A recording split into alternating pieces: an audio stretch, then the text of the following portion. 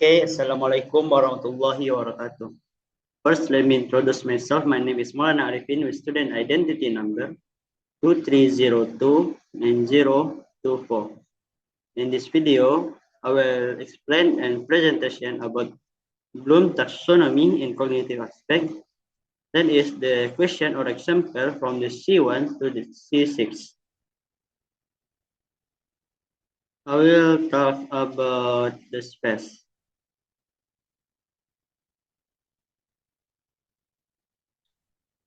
The first is C1 or remember. The question names 3 types of space and give one example of each. Yaitu sebutkan 3 jenis bangun ruang dan berikan satu contoh untuk setiap masing-masing bangun ruang.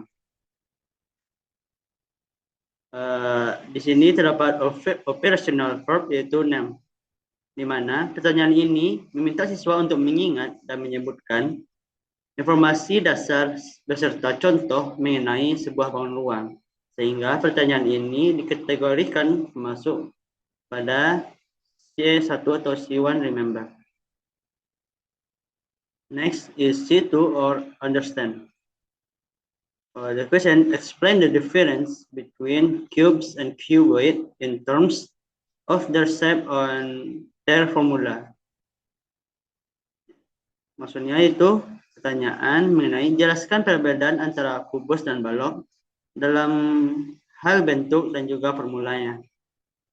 Di sini terdapat operational verbs yaitu explain.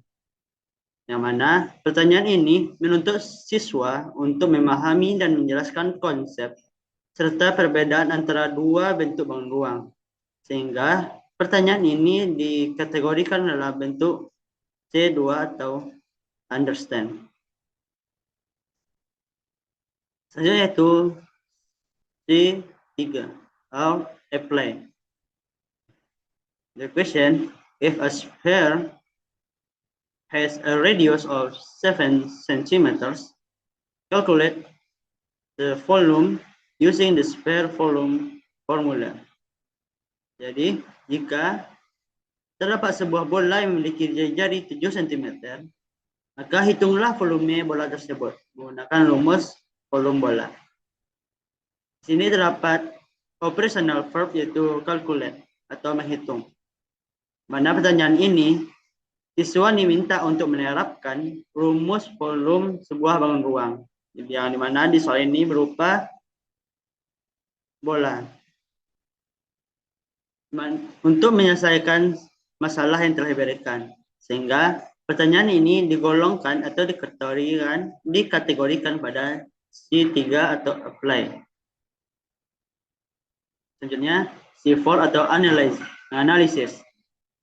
The question, compare and analyze the properties of triangular prism and triangular pyramid.